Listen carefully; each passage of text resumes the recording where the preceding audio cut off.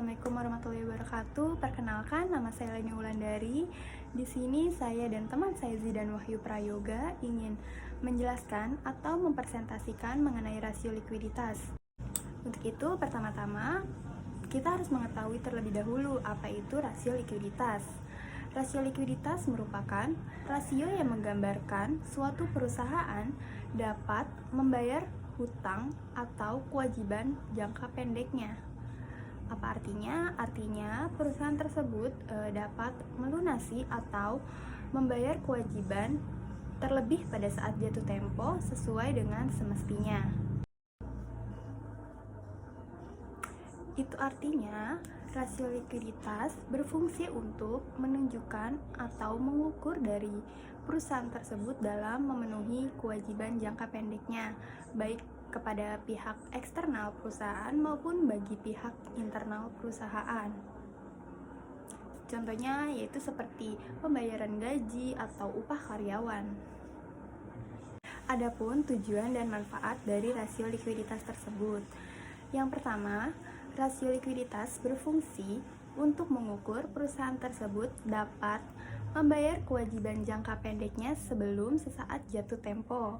Yang kedua, untuk mengukur perusahaan tersebut membayar kewajiban jangka pendeknya menggunakan aktiva lancar yang dimilikinya. Yang ketiga, yaitu untuk mengukur perusahaan tersebut untuk membayar kewajiban jangka pendeknya menggunakan aktiva lancar yang dimilikinya tanpa memperhitungkan sediaan atau piutang yang telah dimilikinya.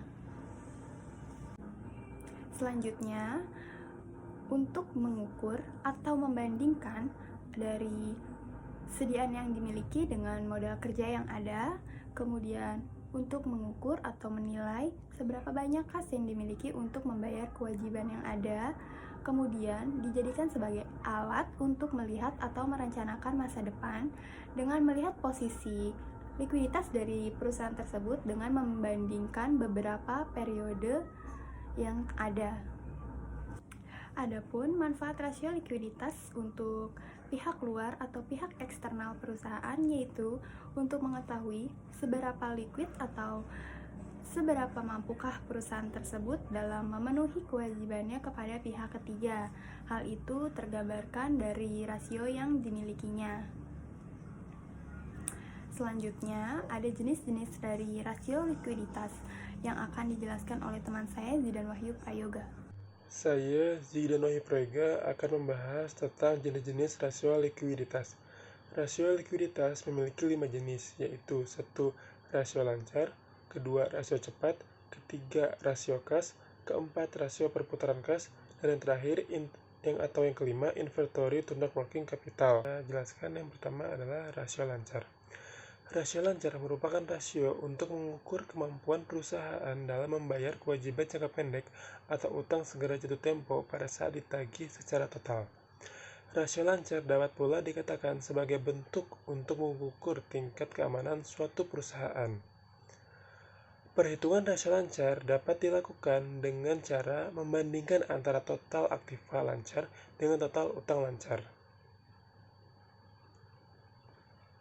Aktiva lancar merupakan harta perusahaan yang dapat dijadikan uang dalam waktu singkat, maksimal yaitu 1 tahun.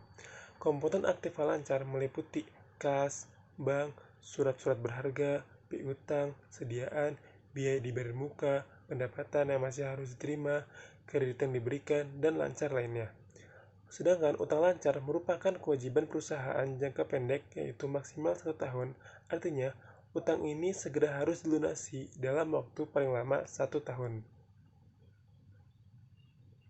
Komponen utang lancar terdiri dari utang dagang, utang bank, 1 tahun, utang wesel, utang gaji, utang pajak, utang dividen, biaya diterima di muka, utang jangka panjang yang sudah merugikan jatuh tempo, serta utang jangka pendek lainnya.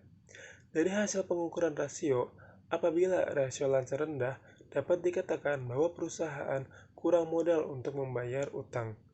Namun, apabila hasil pengukuran rasio tinggi, belum tentu kondisi perusahaan sedang baik. Hal ini dapat saja terjadi karena kas tidak digunakan sebaik mungkin. Dalam praktiknya seringkali dipakai bahwa rasio lancar dengan standar 200% atau 2:1 yang dianggap sudah sebagai ukuran yang cukup baik atau memuaskan bagi suatu perusahaan. Artinya, dengan hasil rasio seperti itu, perusahaan sudah merasa berada di titik aman dalam jangka pendek. Namun, sekali lagi, untuk mengukur kinerja manajemen, ukuran yang terpenting adalah rata-rata industri untuk perusahaan yang sejenis. Nah, sekarang untuk cara mengukur rasio lancar yaitu dengan aktiva lancar dibagi dengan utang lancar. Yang kedua ada rasio cepat atau quick ratio. Rasio cepat merupakan rasio yang menunjukkan kemampuan perusahaan dalam memenuhi atau membayar kewajiban lancar dengan aktiva lancar tanpa memperhitungkan nilai sediaan.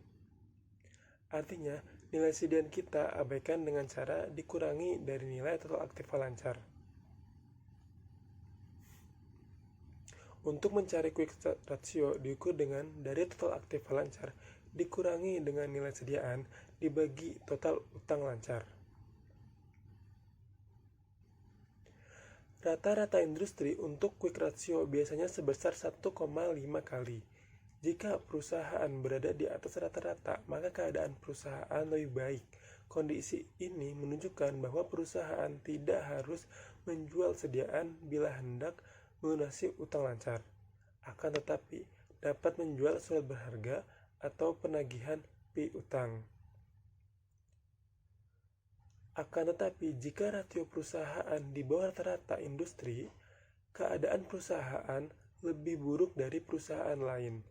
Hal ini menyebabkan perusahaan harus menjual sediaannya untuk melunasi pembayaran utang lancar. Padahal untuk menjual sediaan dalam harga yang normal relatif lebih sulit, kecuali perusahaan menjual di bawah harga pasar. Yang tentunya bagi perusahaan jelas itu menambah kerugian bagi perusahaan. Yang ketiga ada cash ratio. Cash ratio merupakan alat yang digunakan untuk mengukur seberapa besar uang kas yang tersedia untuk membayar utang.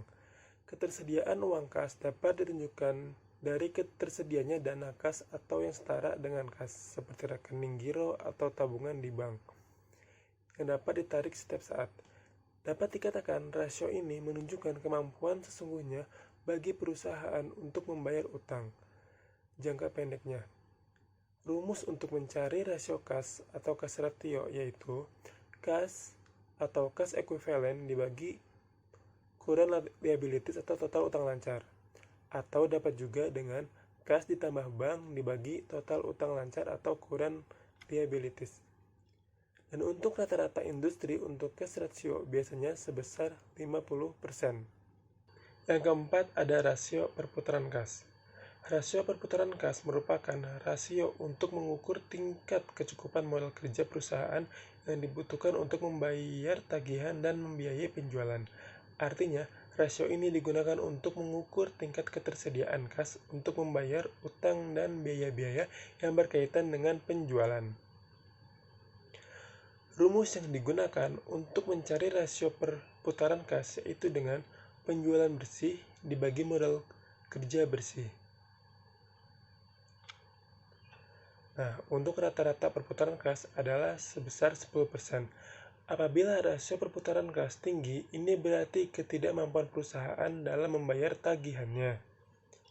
Sebaliknya, apabila rasio perputaran kas rendah dapat diartikan yang tertanam pada aktiva yang sulit dicairkan dalam waktu singkat, sehingga perusahaan harus bekerja keras dengan kas yang lebih sedikit. Dan yang kelima ada inventory to net working capital, merupakan rasio yang digunakan untuk mengukur atau membandingkan antara jumlah sediaan yang ada dengan modal kerja perusahaan. Rumus untuk mencari inventory to net working capital adalah persediaan atau inventory dibagi total aktiva lancar dikurangi total utang. Untuk rata-rata industri untuk inventory to net working capital yaitu sebesar 12%. Sekian penjelasan jenis-jenis rasio likuiditas dari saya. Wassalamualaikum warahmatullahi wabarakatuh.